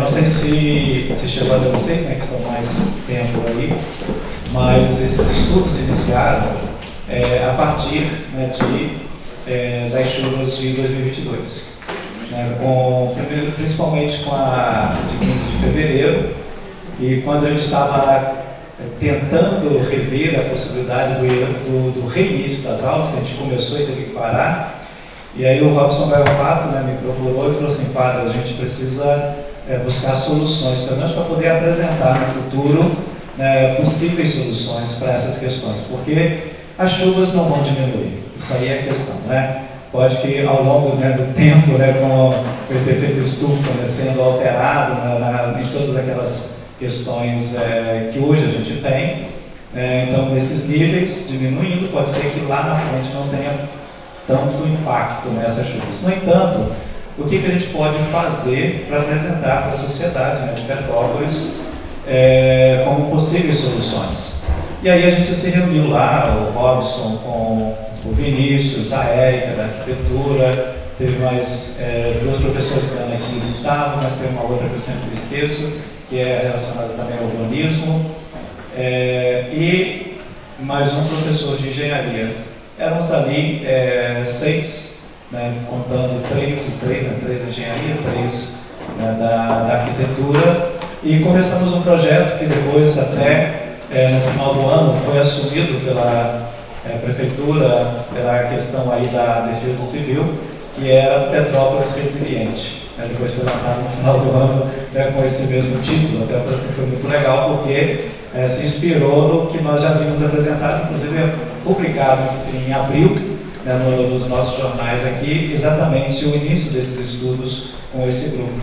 E o Vinícius falou assim: não, a gente pode trabalhar com o próprio pai, que são os alunos, né, que estão aí, e que eles também mais do que só um estudo acadêmico, na verdade, é o que a gente pôde ver hoje. Eu agradeço aí todo o trabalho que foi feito antes, e a professora, quando chegou também, acabou dando sequência, que se constrói uma estrutura mental científica, né, para apresentar possíveis soluções. Isso daí é mudança de mentalidade, em outras palavras.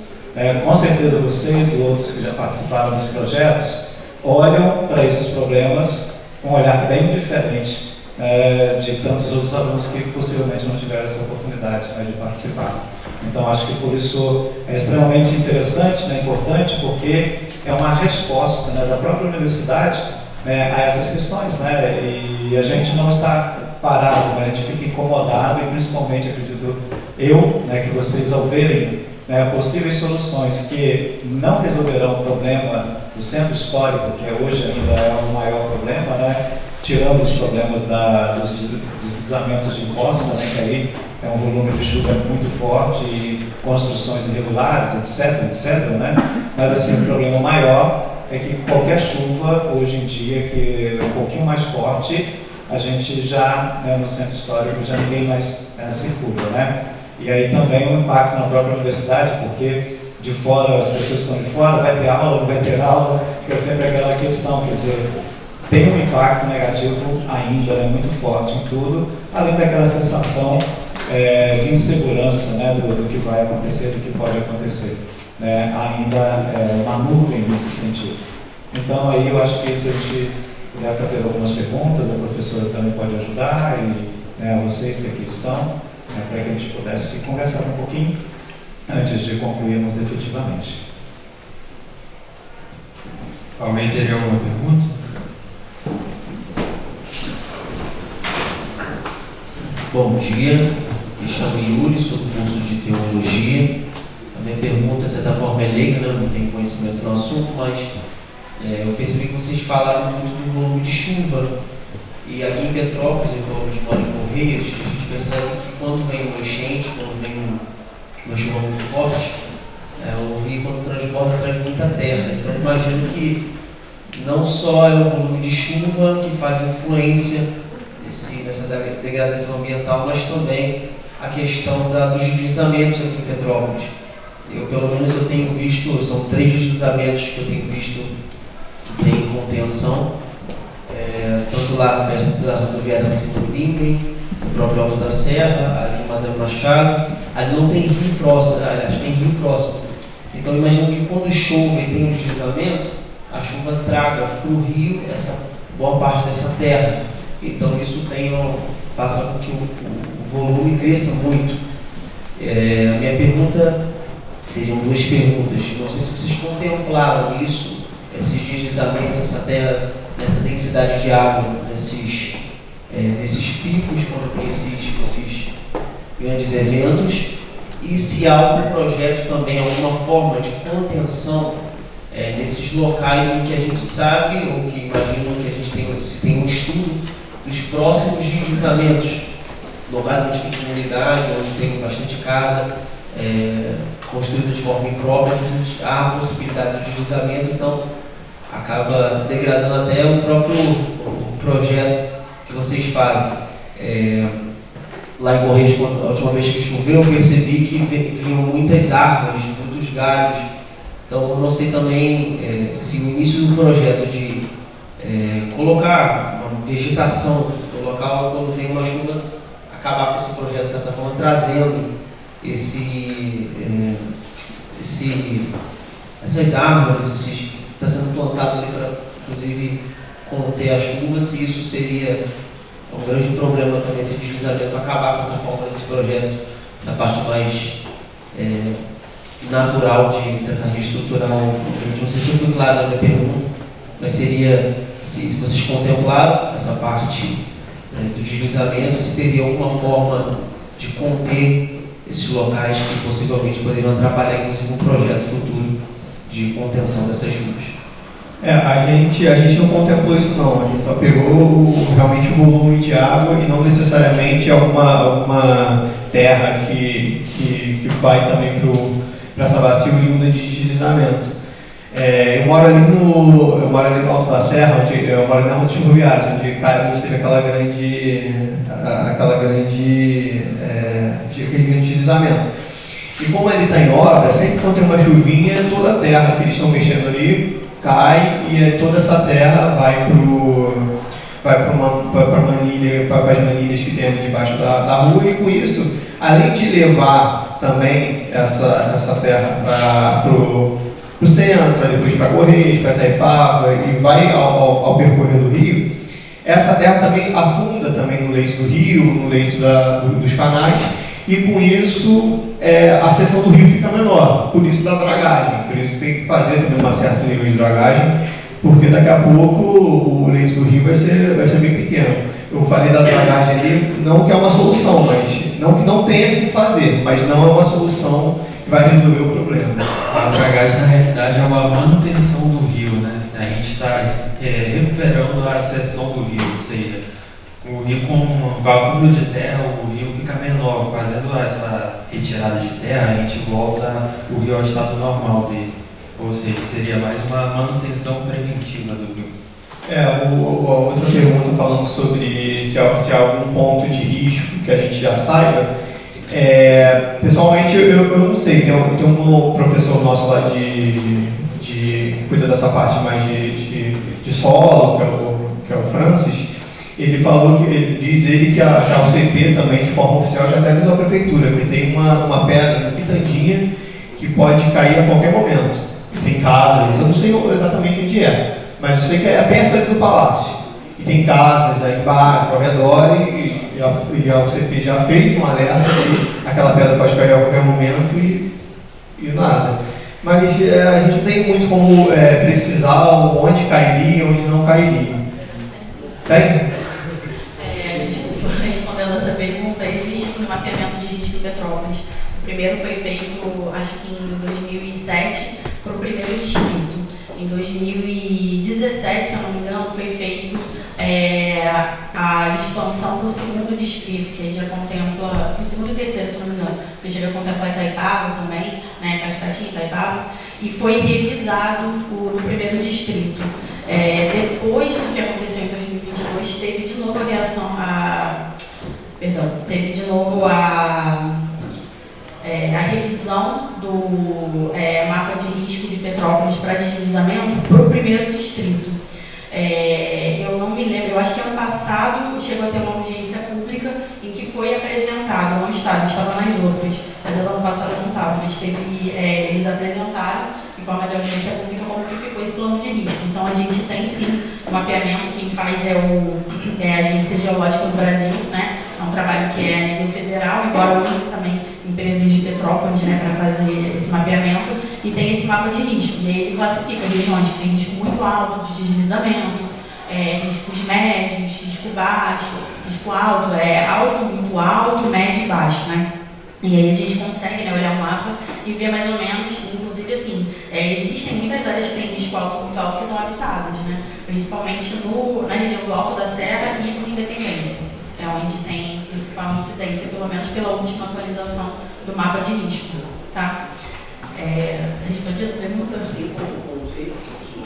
Então, aí seria, assim como para contenção de enchente, né, para contenção de deslizamento também é uma série de trabalhos que tem que ser feitos simultaneamente, né?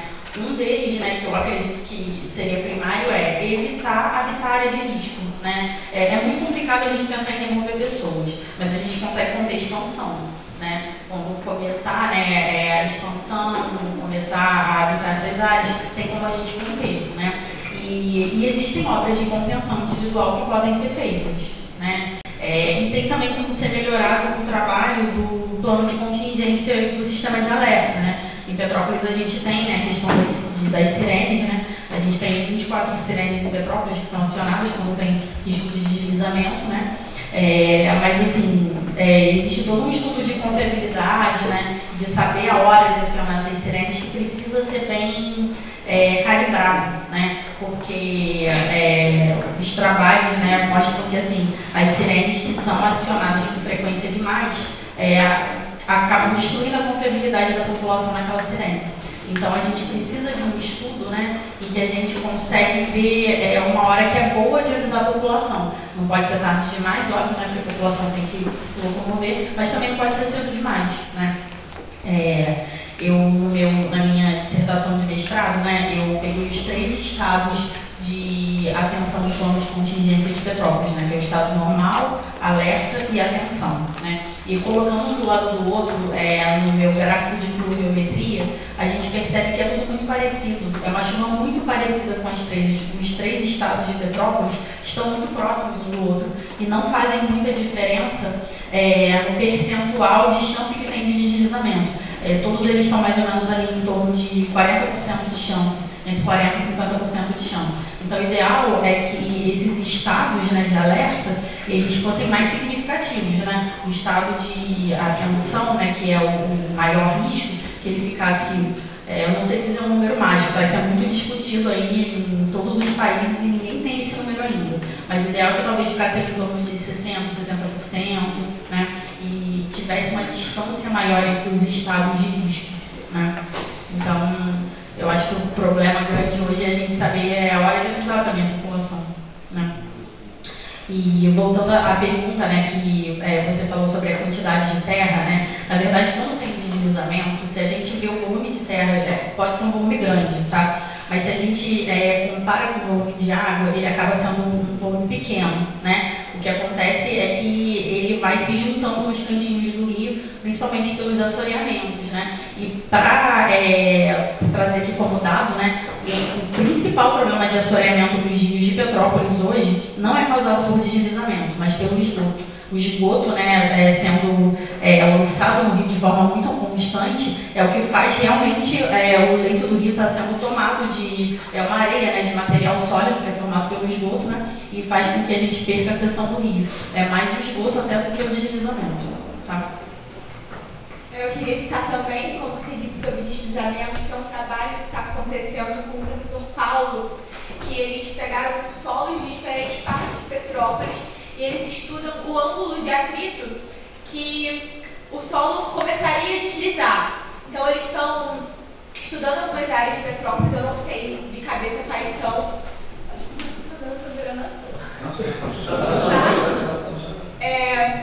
Então eles saturam o solo, né, colocam água e vão inclinando até obter que ele comece a deslizar. Então eles conseguiriam determinar, assim, se um corte feito por máquina estaria em nível de risco ou não, se determinada área que está urbanizada com aquele tipo de solo seria uma área de risco ou não, e tudo a depender também do nível de chuva, porque eles estão estudando tanto o solo seco quanto o solo saturado.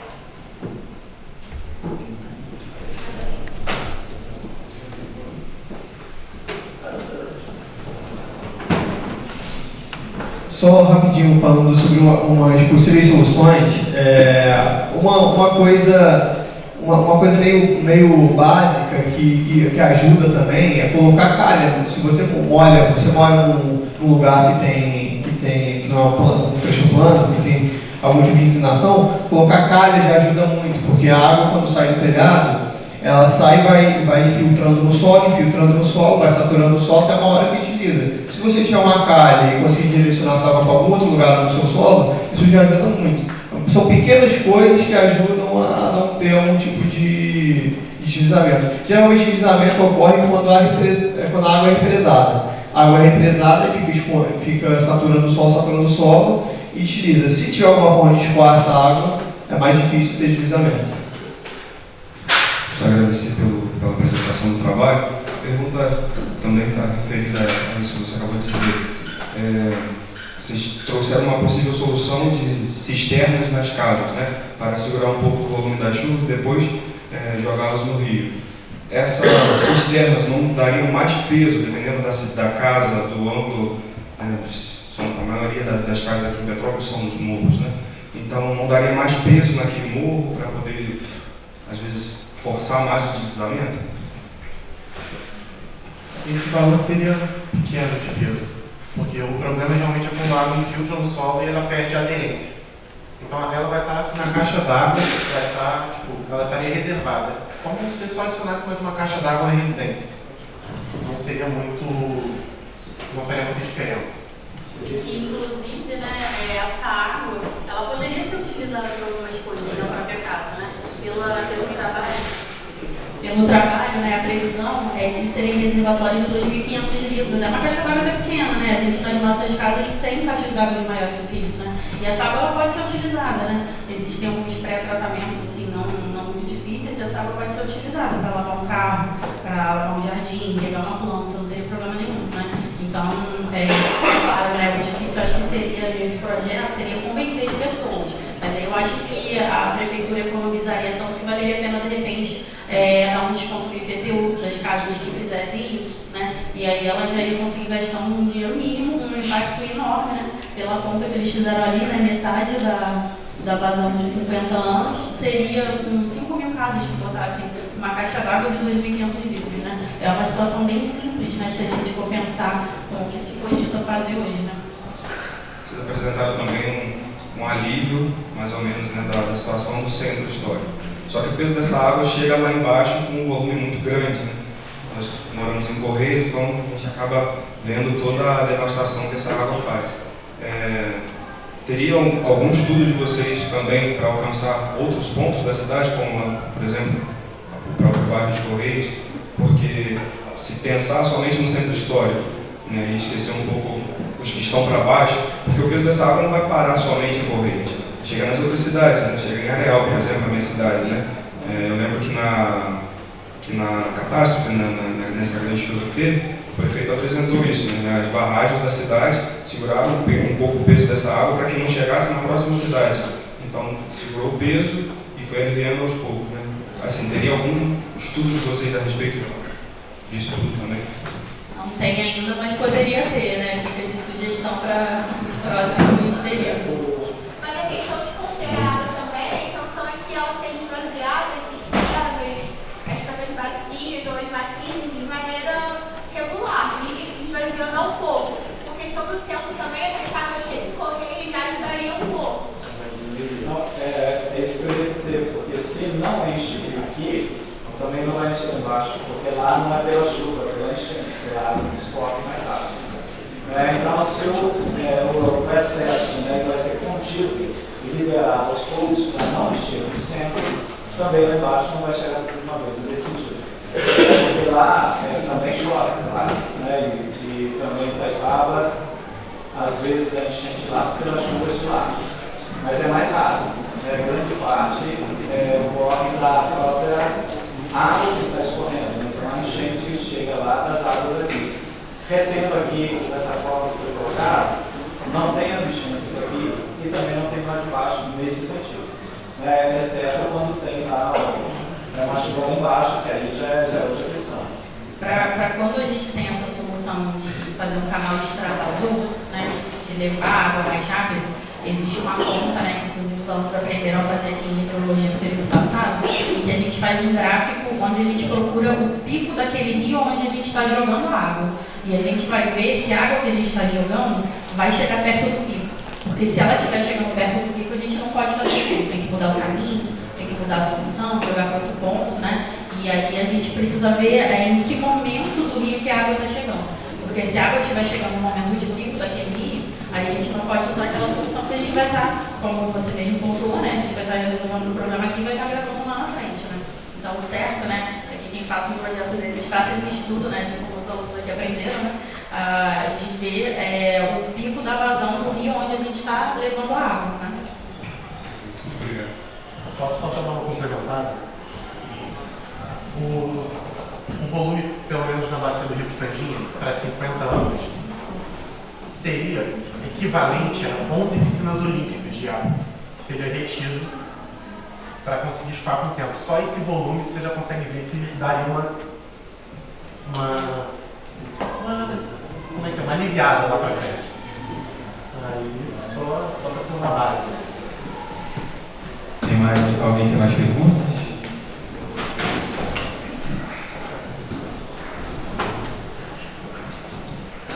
Bom dia. Primeiro, agradecer por esse evento, parabenizá-los, tanto os alunos quanto a professora, né? professor, a gente já imaginava que seria realmente uma ótima apresentação, mas os colegas estudantes também fizeram uma ótima explanação, meus parabéns.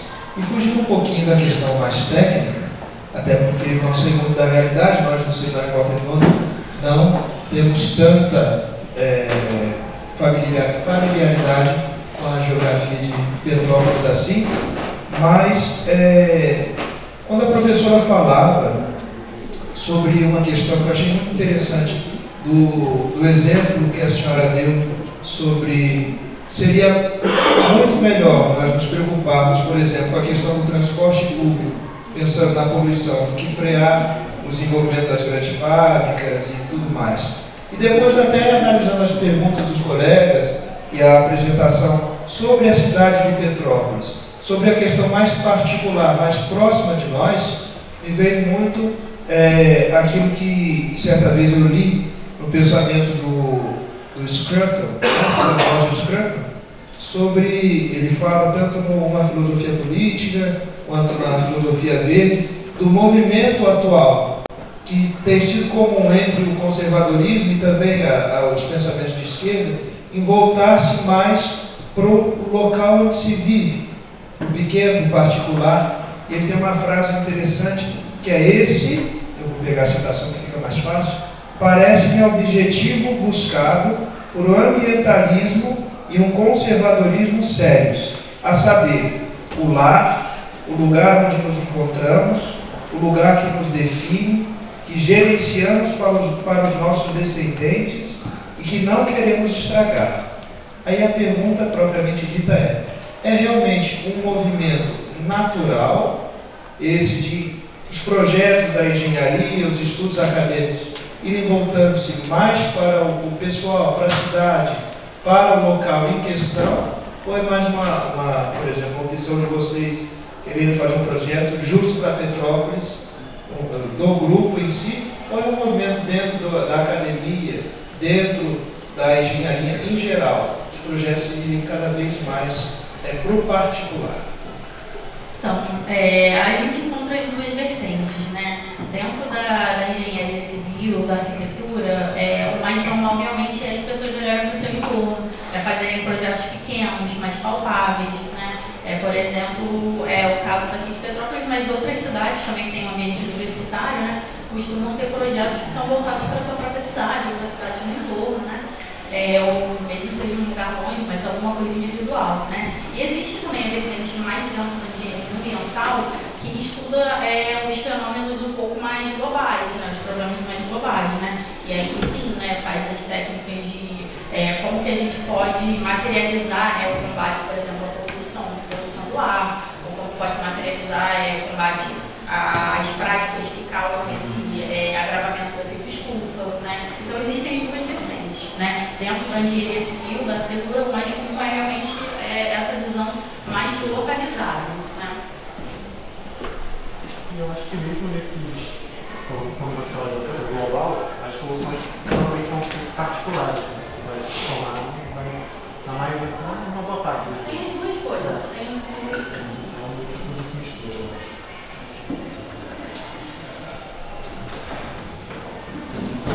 Bom, então a gente requer os agradecimentos.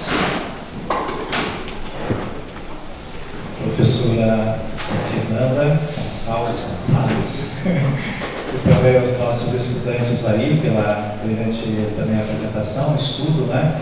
E que vieram aí ilustrar, né, de uma maneira bastante concreta o que pode ser feito, né, para a questão aí dos impactos junto à natureza, e que não é só a natureza pensando lá, mas pela ecologia integral, né, nós integrados a essa realidade. Né, não somos pessoas como um outro ser separado, pelo contrário.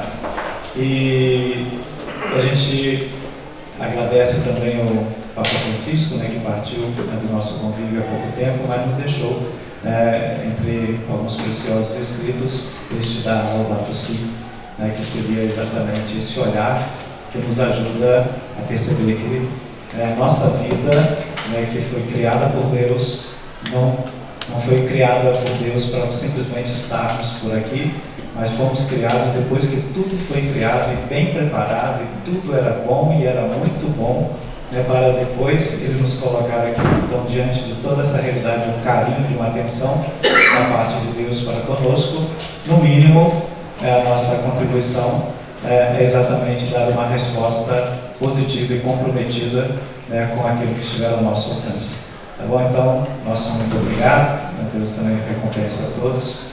E aí, aqueles que estão em aula, daqui a pouquinho ainda retornam. Tem aí um intervalo, né, de uns 15 minutos, normal, né? E depois seguem até o horário de... aqueles que têm aula até meio-dia e 20, né? Então, seguem direitinho aí, tá bom? Um grande abraço aí, bom dia para todos.